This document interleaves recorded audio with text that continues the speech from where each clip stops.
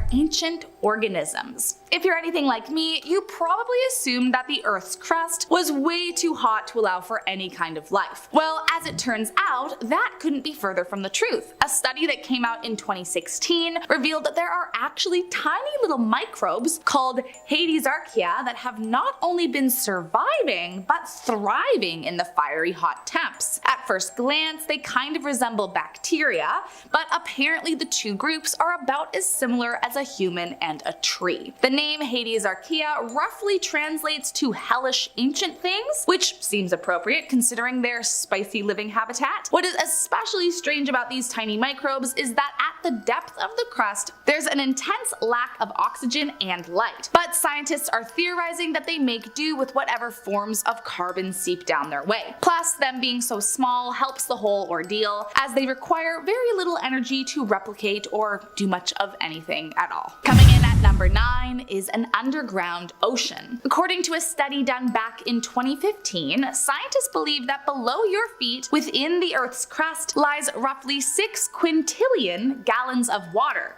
I didn't even know quintillion was a number to begin with. For reference, that's about 1,000 times more water than all of the Great Lakes combined, or enough to cover all of the planet's land masses in nearly 600 feet of water. Essentially, if you exclude water that is frozen inside glacier caps, about 95% of the planet's fresh water lies in the Earth's crust. I'm sure you're thinking, what great news, this could stop world water issues. Well, before you get too excited, due to intense droughts in California, more and more of this groundwater is being used every year. And once it's gone, we may never get it back. And worse, the depletion of water in certain areas is actually causing the ground to sink over time, as it's being used faster than it's renewed. So if something doesn't change, we could be in a bit of trouble. Number 8. A vacation. In 2018, a study gave evidence that the globe may have taken a wee little 100 million year nap during the Paleoproterozoic era. Say that 10 times fast. From what scientists can tell, the Earth stayed relatively dormant, tectonic plates hardly moved, sediment slowed down exponentially, and very few volcanoes were erupting. Again, this is for an entire 100 million years. This was also coming after a time when the Earth's innards were notoriously hot and caused an insane amount of volcanic activity, so for it to just stop for so long and then restart again is very weird, and they haven't really been able to figure out why. But after so much time being dormant, when it finally did get back into the swing of things, volcanoes were blowing up so much that it actually changed the continental crust's composition and caused it to fracture into smaller pieces, eventually resulting in how tectonic movement behaves today. Coming in at number 7, the Mayotte mystery. Back in 2018, strange waves rippled across the planet for nearly 20 minutes. And believe it or not, scientists didn't even notice. That was until a civilian who happened to be watching a live seismograph feed brought it to their attention. The strange waves began November 11th near the island of Mayotte, which is a small island a few miles west of Madagascar, and triggered equipment across several countries in Africa before traveling across the sea and pinging sensors in New Zealand, Chile, Canada, and Hawaii. I mean, that is some serious distance. Apparently, seismologists have never seen anything like it since. According to the size of the waves, a magnitude 5 eruption should have happened that day, but it never did. Even stranger is that apparently earthquakes typically release waves with several frequencies, but the Mayotte waves had only one signal that repeated itself every 17 seconds. Many seismologists have theorized what exactly went down that strange day, but truthfully, much of the mystery about the phenomenon remains unanswered. An alien interference, perhaps? Nah, I'm just kidding.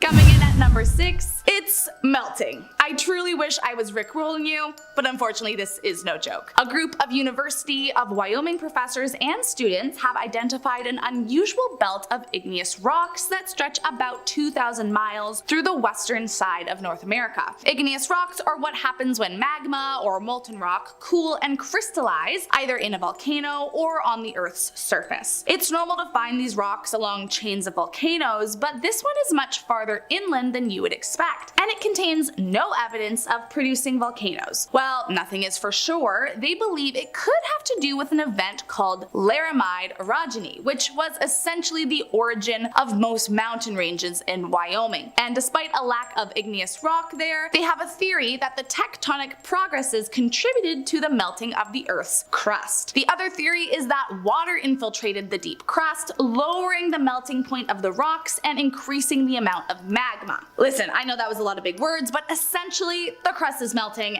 and it's, well, probably not great. Coming in at number 5, a growth spurt. One thing I did not have on my 2023 bingo card was learning that the Earth's crust can actually grow. Well, at least sort of. Back in 2021, Curtin University researchers set out to test the theory that portions of Earth's ancient crust acted as seeds from which later generations of crust grew. Kind of like a sourdough starter for the planet. At least that's what I'm telling myself. They were able to confirm that theory by using ancient crystals from eroded rocks found in stream sediments in Greenland, which frankly sounds a little witchy, and I mean that as a compliment. Apparently these findings not only advance the understanding of the production of the crust, but have also revealed a 3 billion year old growth spurt that occurred when mantle temperatures reached an all-time peak and the magma from below kind of oozed into the older fragments, and voila!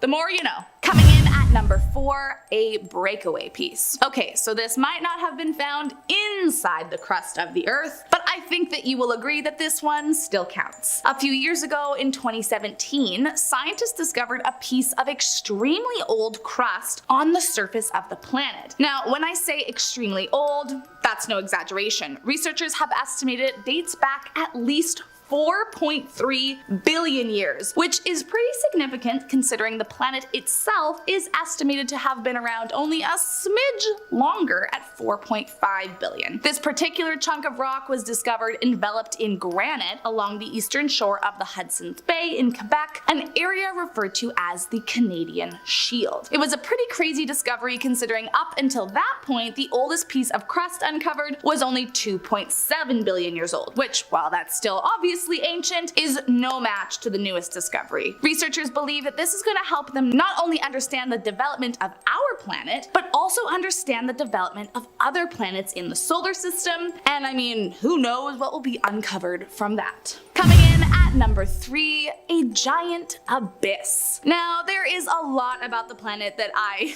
don't understand, and I'm okay with that, honestly. But finding out that there is a giant hole in the Earth's crust that scientists all know about, that is supposedly fine, kind of broke my brain a little bit. Researchers believe that the hole was caused when a piece of the Earth's crust that measured roughly 60,000 square kilometers was ripped apart roughly 2 million years ago by a 120 kilometer extension along a detachment fault. It's now been coined the Banda Detachment as it sits under the Banda Sea in eastern Indonesia and is roughly 7 kilometers deep, which is pretty creepy to think about the big hole in the planet. Luckily, there are some upsides. Scientists think it will help them understand tsunami risks in the area, so at least there's that. Coming in at number 2 are giant blobs. Okay, so full transparency, these are not found in the Earth's crust. But before you start pointing fingers, they are really strange and no one knows what the heck they are, so it only felt fair to include them on the list. The farthest that humans have ever been able to tunnel down is about 7.6 miles. But thanks to advances in technology, scientists are now able to look even further down with the help of seismological data. In 2016, a team of researchers from Arizona State University used this technology to dive into a decade-long mystery within the Earth. Apparently, there are 2 blob-type masses the size of a large continent, one located below the Pacific Ocean and the other Africa, and no one has ever been able to determine what they are. The blobs are believed to be made of a different composition than the rest of the mantle, but truthfully, they have no real clue what they are made of either. At least not yet. So here's hoping it's something that will soon be explained by science and not some creepy alien life form on Earth. And last up in our number 1 spot is a missing chunk. So not only is the crust kind of melting, not only is there a 7-kilometer void under the sea thanks to a 2-million-year-old fault line, but there is apparently also a missing chunk. I mean, it just keeps getting better. Apparently deep under the Atlantic Ocean lies what is being described as an open wound on the ocean floor. The wound was puzzling scientists for years because it defies the existing knowledge of how tectonic plates should work. That was until a team of British scientists set sail to try and figure it out for themselves. They came to the conclusion that the erosion was due to the hypothesis of snowball Earth, a theory that explains within those billion years or so there were intervals where up to a third of the Earth's crust was sawn off by roaming glaciers. Those sawn off chunks were then essentially sucked into the mantle by tectonic plates, exposing a chunk of the Earth without a crust. Now, I won't lie to you, this one is hard to wrap my brain around because I mean a missing chunk of anything never really sounds like a good thing, but I'm just gonna trust the people that are smarter than me on this one and try not to think about how close it sounds to the Stranger Things underworld portal. In our number 10 spot we have The Roar. This is a story about a girl named Alice who had been a fire watcher for a few years and never had any problems. She would go to work for 8 hours and then leave.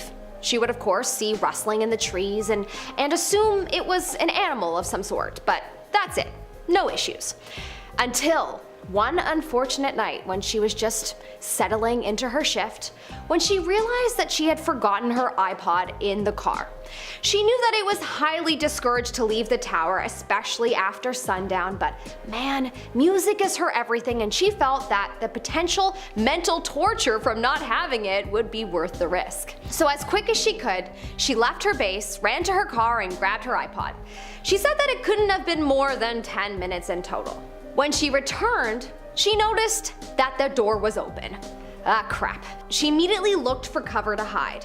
About a minute after finding cover, she heard a deafening roar that she swears sounded otherworldly, and then she heard something that sounded like big footsteps leaving. After some time had passed and she felt sure that the creature had left, she slowly made her way to the tower.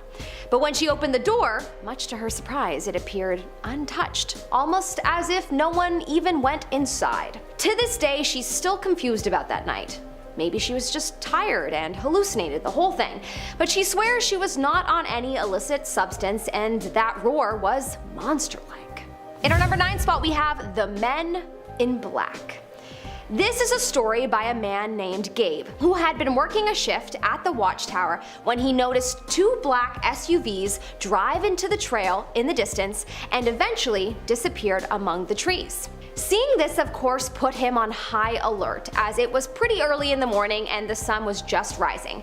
He found himself really paying attention to see if he could spot any further movement by them. Some time passed when suddenly he hears a loud gunfire.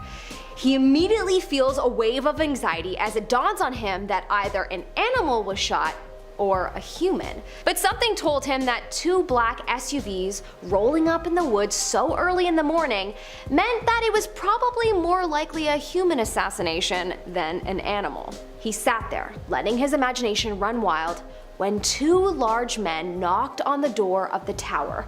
They were definitely special agents or security guards. He let them in, thinking that if they were violent, they would just come in anyway.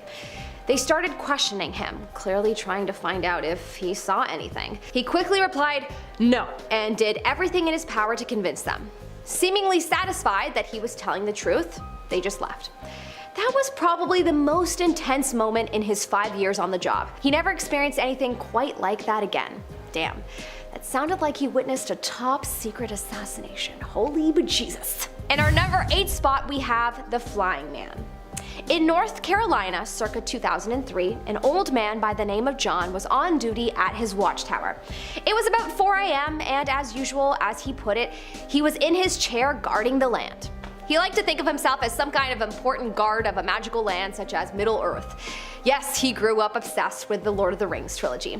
He had a small TV in the tower with him and he would often watch reruns of old shows like Bewitched. I Dream of Jeannie, and Gilligan's Island, to name a few. So that's what he was doing on this particular night. He was feeling rather sleepy and was on the brink of dozing off when suddenly he saw something jump into the sky in the corner of his eye. Startled, he got out of his chair and tried to see what it was. Normally he would have grabbed his binoculars, but it was still too dark and the sun wasn't going to rise for another 2 hours. Just then, he saw it again. Whatever it was jumped high into the sky and then back down into the trees. What was that, he thought. It looked too big to be a bird, but he couldn't quite make out what it was. He waited for a second and then he saw it again. But this time he saw what it was as it jumped directly under the moonlight. He knows how crazy it sounds, but without a doubt he said he saw a human face and what looked like a human jumping. He immediately felt terrified, ducked down, and hid in the tower cot and stayed there for a good hour. Nothing happened afterwards. The sun came up and eventually he left the tower to go home, but he has never forgotten that night, and he has never seen anything like that ever again. In our number 7 spot we have The Liar. This is the story of a female fire watcher who was on her way to start her shift when she noticed a man with long straight black hair wearing a long leather black cloak and spiky boots.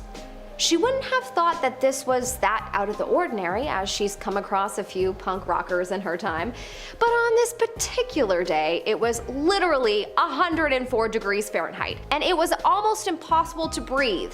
So the fact that there was a person alive wearing a long leather coat on this day was insanity. She noticed him out of the corner of her eye standing beside his car, just staring at her as she left her car. She smiled, trying to be polite, and then started picking up her pace and walked towards her tower. He began to follow her, and he must have ran to catch up with her because as quick as a blink, he was right behind her saying, "Hello." She jumped from the surprise and said, "Hi," back. He asked her where she was going. She told him that she was going to work and that she was kinda in a rush. He said, "No problem. Why don't you just give me your number and we can talk later?" At this point, she was scared about saying no, as he clearly had already shown signs of insanity, but she also didn't want to give this potential psycho her actual number.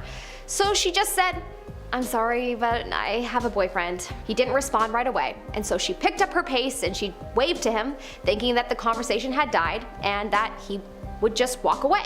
But then he screamed, "Liar!" She jumped and turned around to see him just glaring at her. She decided to make a run for it.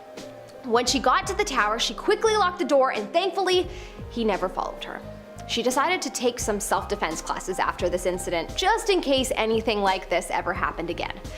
Probably a good idea. In our number 6 spot we have The Witches.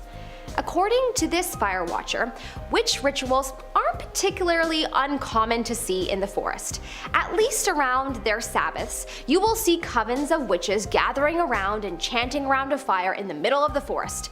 Sometimes naked.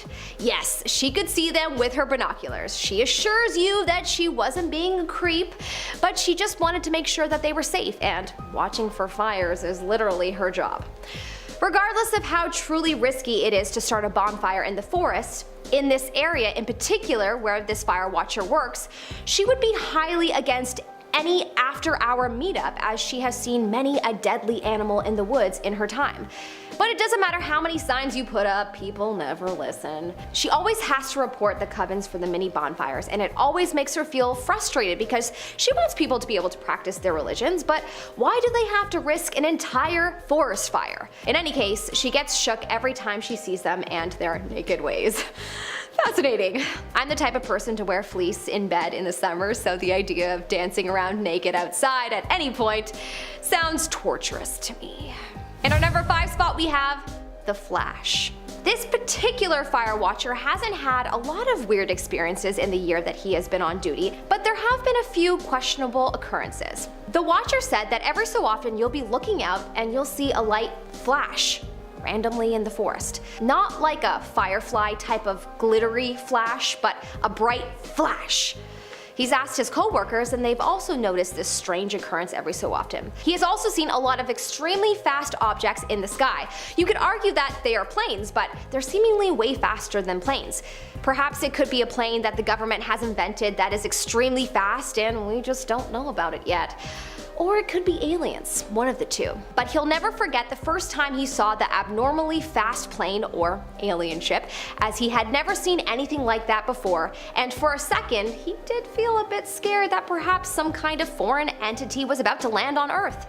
But it was late at night and he was pretty tired. In our number 4 spot we have the Dogman. This is the story of a man that was on duty at a watchtower in Michigan. It was the year 2007. It was just a regular day, nothing out of the ordinary happened from what he can remember. He had a 9 p.m. to 6 a.m. shift, and so he was getting ready for another long night. The night had gotten pretty dark fairly quickly, and so he was looking out into basically an almost pitch black wonderland with a million stars in the sky and the moon being the main source of light over the forest. Some time had passed when all of a sudden he heard the weirdest howl that he had ever heard before. It was either a wolf that was sick or an animal that he had never come across before because it was a weird screeching howl. He looked around to see if he could spot its owner when he saw some movement down below. He continued watching the spot when suddenly he saw the craziest thing.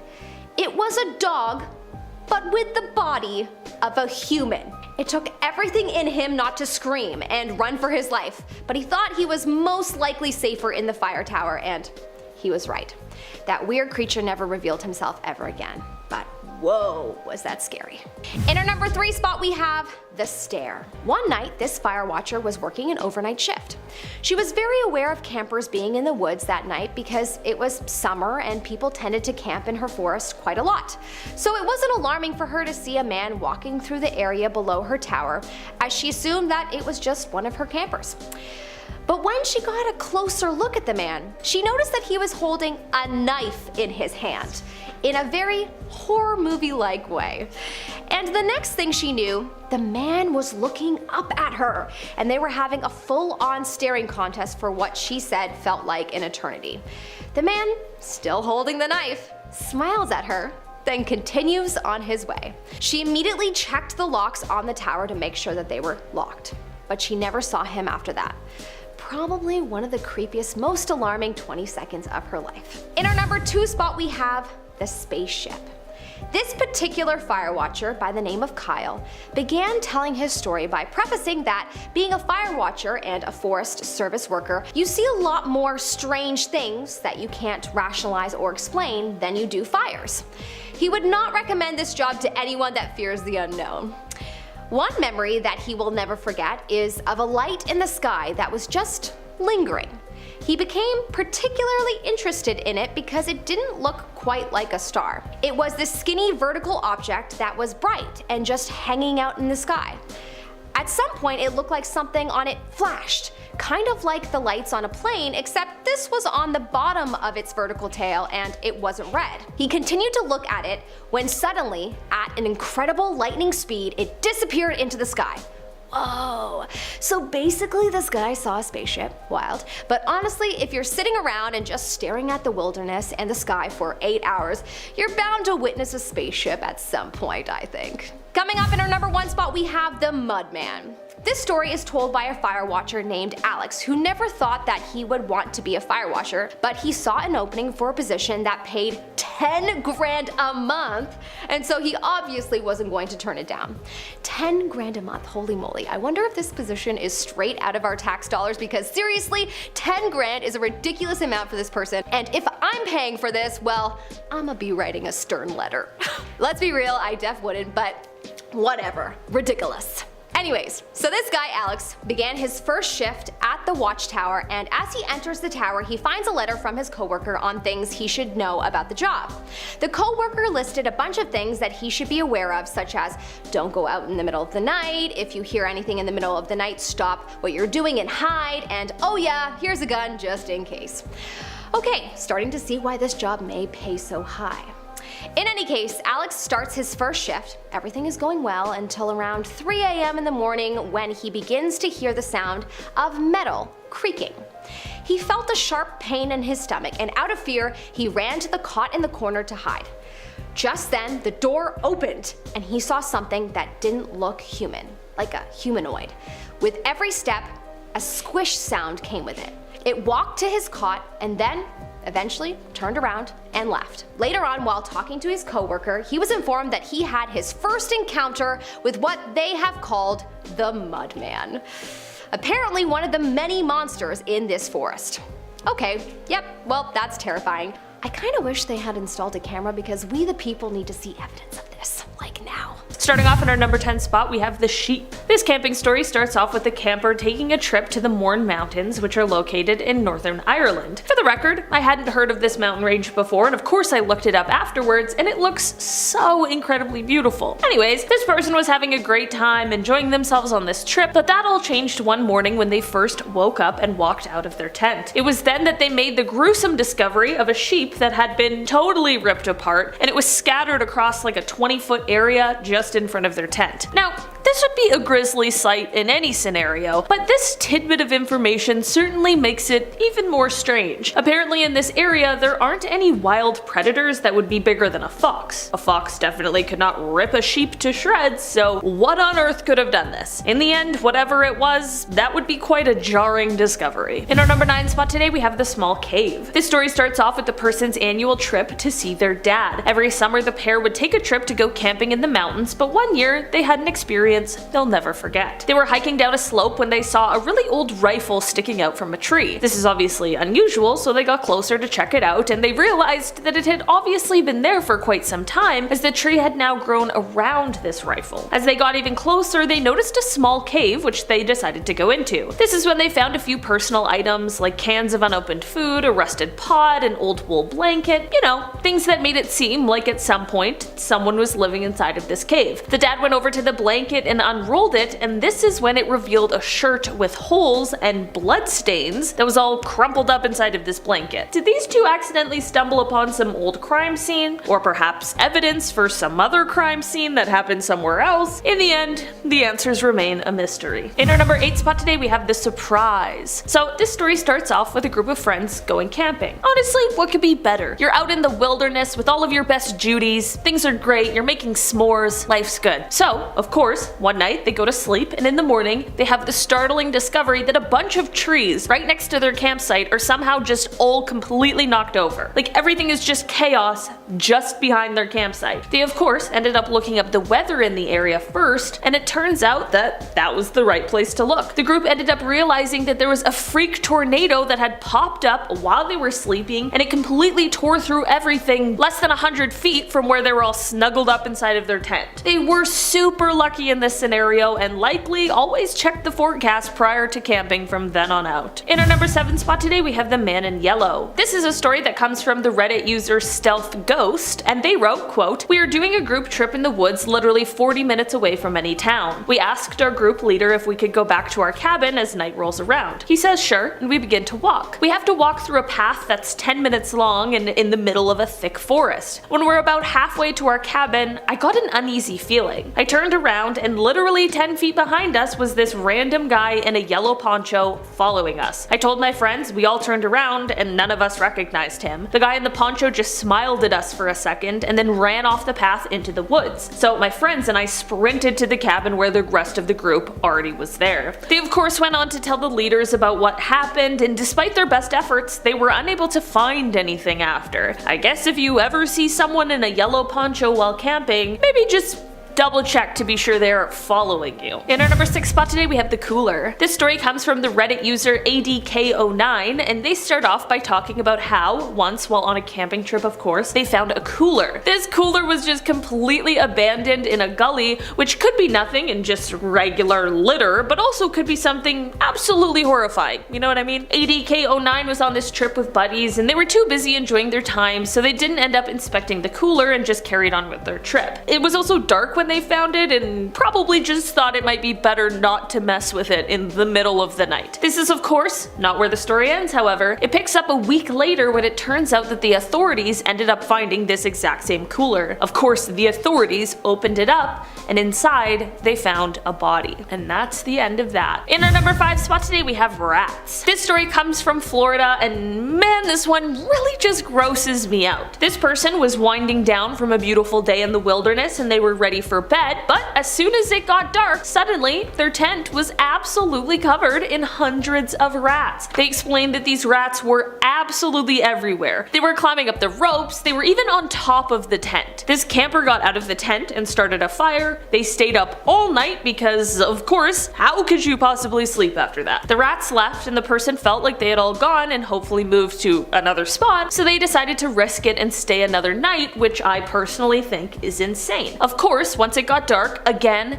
the rats returned, and it seemed like there were even more this time. The camper did the same thing as the night before, got the fire started, which thankfully made all of the rats leave. When morning hit, they packed up their camping equipment because it was most definitely time to head to any other spot. Just no rats, please. In our number 4 spot today we have Pebbles. This story comes from someone whose Reddit name is I Hate NY, which I gotta disagree with, and they say, quote, I was backpacking in the Beartooth Wilderness in the early 2000s with a good friend of mine. 3 days into the hike we had only seen one other couple. On the third night at about 4 AM we were awoken in our tent to what sounded like screams in the forest. Big guttural screams. Obviously we were freaked out sitting in the tent not knowing what was out there. We started hearing what sounded like hail for about 15 minutes, followed by heavy footsteps near our camp. My friend and I started yelling and making tons of noise, and the commotion outside of the tent slowly came to a halt. In the morning, after not sleeping at all, we unzipped the tent to the creepiest scene. All around the tent were literally thousands of little pebbles that were not there the evening before. Surrounding the tent in a near perfect circle were 20 or so 150 to 300 pound boulders. My friend and I noped out of there, making a 3-day hike into one, practically running the entire way to the car. I'm not gonna lie, it's stories like these that are the exact reason I don't camp. Far out in the wilderness with the unexplainable happening around you? Yeah.